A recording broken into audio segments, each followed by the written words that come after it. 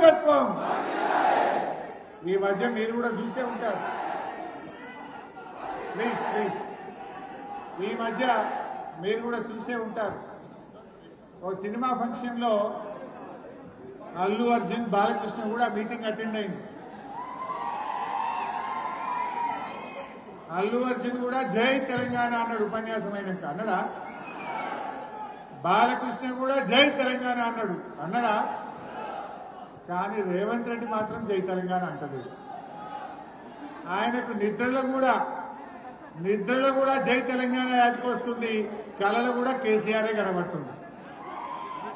ఈ మధ్య రేవంత్ రెడ్డి ఎక్కడ ఉపన్యాసం ఇచ్చినా కనీసం ఒక 30 సార్లైనా కేసీఆర్ను తలుచుకుంటాడు. కేసీఆర్ను తలుచుకోకుండా రేవంత్ రెడ్డి మాట్లాడలేడు. ఆయన ప్రసంగం ఉండదు. ఎందుకంటే రేవంత్ రెడ్డి మన ఆత్మగౌరవ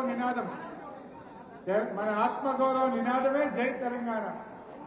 ఆ నినాదాన్ని కనుమరుగు చేయాలని కుట్రలు చేస్తా ఉన్నాడు. ఈ మధ్య రేవంత్ రెడ్డి జై తెలంగాణ కాదు, ఏమంటుండు? జై ఢిల్లీ, జై సోనియా గాంధీ, తప్ప జై మోడీ అంటాడు. బడే భై చోటే భై. అంతకు మించి జై తెలంగాణ మాత్రం అనడానికి ఆయనకు నోరు రాలేదు కూడా. ఎందుకంటే ఆనాడు తెలంగాణ ఉద్యమంలో మీ అందరికీ తెలుసు, ఇంట్లో కొంతమంది పాత ఉద్యమకారులు ఉన్నారు, కొత్త తరం విద్యార్థి నాయకులు ఉన్నారు. ఆనాడు ఉద్యమం జరిగే నాడు కేసీఆర్ గారి నాయకత్వంలో రాజీనామాలు చేయాలంటే బీఆర్ఎస్ పార్టీ ఎమ్మెల్యేలు, ఎంపీలు, మంత్రులు, ఎంపీలు అందరం రాజీనామా చేశాం. రాజీనామా చేయకుండా పారిపోయిన వాడు ఎవడన్నా ఉన్నాడంటే అది రేవంత్ రెడ్డి, కిషన్ రెడ్డి. కేంద్ర మంత్రి కిషన్ రెడ్డి రాజీనామా చేయలేదు, ఈనాటి ముఖ్యమంత్రి రేవంత్ రెడ్డి రాజీనామా చేయలేదు. జిరాక్స్ కాగితం ఇచ్చిండు రేవంత్ రెడ్డి. రాజీనామా చేయాలని ప్రజలందరూ తిరగబెడితే ఇచ్చినట్టే ఇచ్చిండు, కానీ జిరాక్స్ కాగితం ఇచ్చిండు స్పీకర్. ఒరిజినల్ ఇస్తే ఏడ యాక్సెప్ట్ చేస్తాడో, ఎక్కడ మళ్ళా ఎలక్షన్ పోవాలో అని జిరాక్స్ కాగితం ఇచ్చిన వ్యక్తి రేవంత్ రెడ్డి గారు. అంటే ఆనాడు ఉద్యమ కాలంలో ఉద్యమకారుల మీద తుపాకులు ఎక్కుపెట్టి రైఫిల్ రెడ్డిగా పేరొందినాడు. ఇవాళ రేవంత్ రెడ్డి ఎన్ని నాటకాలు ఆడినా చరిత్రలో మాత్రం ఆయన తెలంగాణ ద్రోహిగానే మిగిలిపోతాడు. తెలంగాణ ద్రోహుల చరిత్ర ఒక లిస్ట్ అంటూ రాస్తే మొదటి పేరు చంద్రబాబు నాయుడు ఉంటే రెండవ పేరు రేవంత్ రెడ్డి పేరు ఉంటుంది. ఎందుకంటే అది ఎన్నిటికీ తుడిచిపెట్టుకోపోలేదు.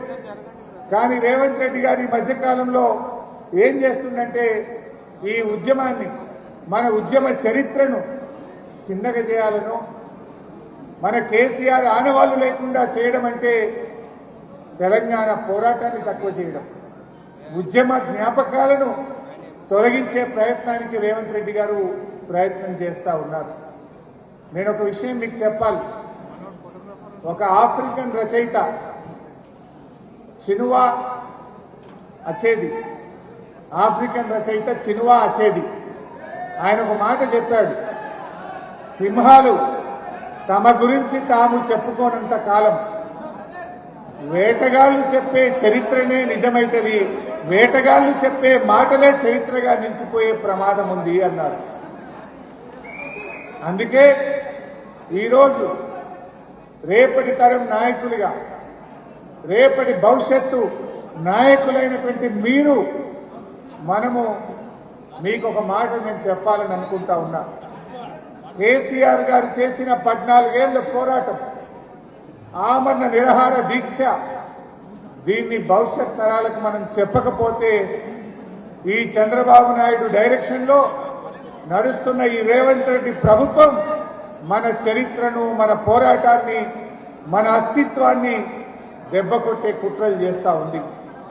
అందుకే మీరు కూడా తెలంగాణ పోరాటాన్ని, తెలంగాణ ఉద్యమ చరిత్రను తప్పకుండా అర్థం చేసుకోవాల్సిందే, మనం ప్రజలకు వివరించాల్సిందే. అందుకే మీరు చూడండి, తెలంగాణ తల్లిని మారుస్తా అంటాడు రేవంత్ రెడ్డి, తెలంగాణ ఎంబులంలో కాకతీయ తోరణాన్ని తీసేస్తా అంటాడు, పాఠ్య పుస్తకాల్లో తెలంగాణ ఉద్యమ చరిత్రను తొలగించే ప్రయత్నం చేస్తుంటాడు, టీఎస్ ను టీజీగా మారుస్తుంటాడు, కేసీఆర్ గారు అద్భుతంగా ప్రపంచంలోనే అతిపెద్ద అంబేద్కర్ విగ్రహాన్ని నిర్మిస్తే దానికి తాళం వేస్తాడు. కనీసం ఆ విగ్రహానికి పూలమాల కూడా వేయనటువంటి మూర్ఖుడు ఈ రేవంత్ రెడ్డి గారు. కాళేశ్వరం మీద కుట్రలు చేస్తూ ఉంటాడు. ఇలా రేవంత్ రెడ్డి మన తెలంగాణ ఉద్యమ జ్ఞాపకాలను, మన అస్తిత్వాన్ని, మన పోరాటాన్ని ఇవాళ కనుమరుగు చేయడానికి కుట్రలు చేస్తూ ఉన్నాడు. అందువల్ల మనం రేపటి తరం నాయకులైన మీరు తప్పకుండా మన అస్తిత్వాన్ని మనం కాపాడుకోవాలి.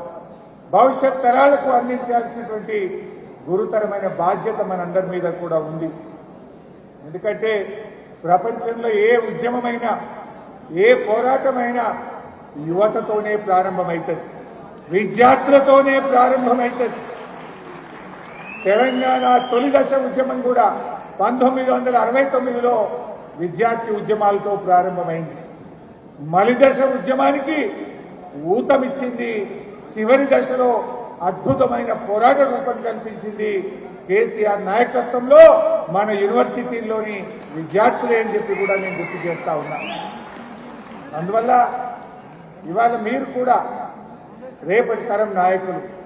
కేసీఆర్ గారు ఎంతో మందిని, ఆనాటి విద్యార్థి నాయకులను ఎమ్మెల్యేలుగా, ఎంపీలుగా, కార్పొరేషన్ చైర్మన్లుగా, కమిషన్ మెంబర్లుగా ఉన్నతమైన స్థానానికి ఆనాడు కేసీఆర్ గారు తెచ్చారు. వాళ్ళందరూ ఎవరో మీకు తెలుసు, ఇక్కడే ఉన్నారు నాయకత్వంలో. మీలో కూడా రేపు తప్పకుండా బీఆర్ఎస్ పార్టీ కేసీఆర్ గారి నాయకత్వంలో మీలో కూడా రేపు కాబోయే కార్పొరేషన్ చైర్మన్లు ఉన్నారు, ఎమ్మెల్యేలు ఉన్నారు, ఎంపీలు ఉన్నారు, మున్సిపల్ చైర్మన్లు ఉన్నారు. నాయకత్వం ఎక్కడి నుంచో పుట్టదు, మీ నుంచే, విద్యార్థుల్లో నుంచే నాయకత్వం పుడుతుంది, యువత నుంచే నాయకత్వం పుడుతుంది. అందువల్ల మిత్రులారా, మీరు కూడా తెలంగాణ అస్తిత్వాన్ని, తెలంగాణ భవిష్యత్తును మనం ముందుకు తీసుకొని పోవాలి, బాగా అర్థం చేసుకోవాలి.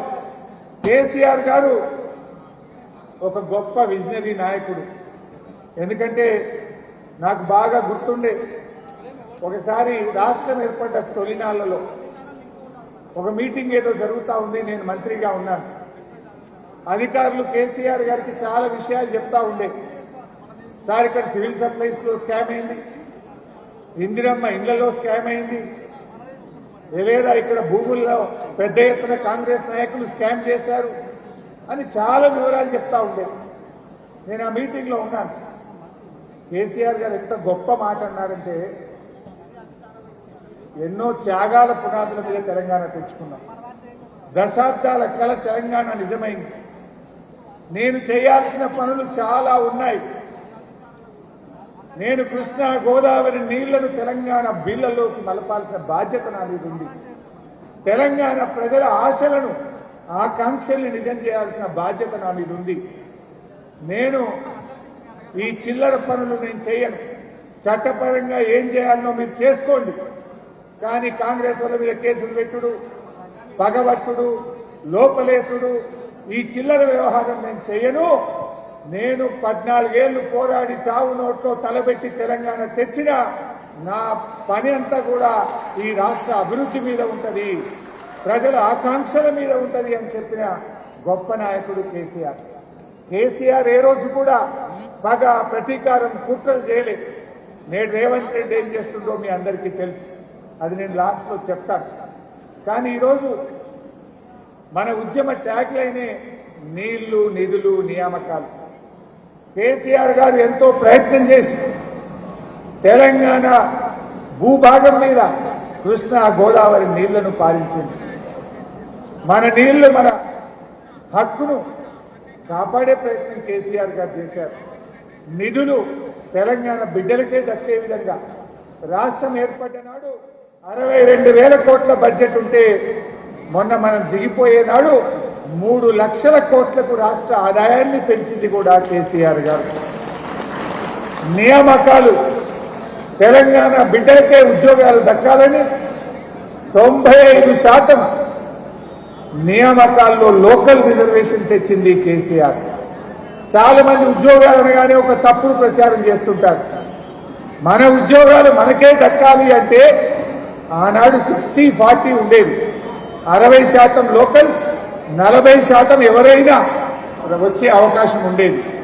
కానీ కేసీఆర్ గారు 2 ఏళ్లు పోరాడి ప్రధానమంత్రితో మాట్లాడి రాష్ట్రపతిని మెప్పించి 95% ఉద్యోగాలు తెలంగాణ బిడ్డలకు దక్కే విధంగా రాష్ట్రపతి ఉత్తర్వులను సవరించిండు కేసీఆర్. అది నియామకాలు. మన నీళ్లు, కృష్ణా గోదావరి నీళ్లు మన భూభాగంలో దక్కాలి, పారాలి. మన ఉద్యోగాలు మన పిల్లలకు దక్కాలి, మన నిధులు మన తెలంగాణ అభివృద్ధికి దక్కాలి అని కేసీఆర్ గారు ఆనాడు జయశంకర్ సార్ చెప్పిన నినాదాన్ని నిజం చేసి చూపిండు మన కేసీఆర్ గారు. కానీ ఇవాళ ఏమవుతుందో మీకు తెలుసు. నీళ్లు ఆంధ్రాకు, నిధులు రాహుల్ గాంధీకి పోతున్నాయి. రేవంత్ రెడ్డి పాలనలో 20 నెలల పాలనలో ఏం జరుగుతుందంటే నీళ్లు ఆంధ్రప్రదేశ్ కు, నిధులు ఢిల్లీకి పోతున్నాయి. నీళ్లు ఆంధ్రప్రదేశ్ కంటే బాబుకు, నిధులు ఢిల్లీ కంటే రాహుల్ గాంధీకి పోతున్నాయి. మరి దీనికోసమేనా ఏం జరుగుతుంది? మరి ఆ విషయాలు మీరు తెలుసుకోవాలి, ఆ విషయాన్ని మీరు బాగా అర్థం చేసుకోవాలి. ఇవాళ ఢిల్లీలో ఉన్న బీజేపీ, ఆంధ్రప్రదేశ్లో ఉన్న తెలుగుదేశం, మన తెలంగాణలో అధికారంలో ఉన్న కాంగ్రెస్, ఈ ముగ్గురు కలిసి మన తెలంగాణ హక్కులకు ముప్పు వాటిల్లో చేస్తున్నారు. మన హక్కులు దెబ్బతీసే కుట్రలు చేస్తా ఉన్నారు. దయచేసి మీరందరూ కూడా బాగా అర్థం చేసుకొని ఆ కుట్రలను బద్దలు కొట్టాలి.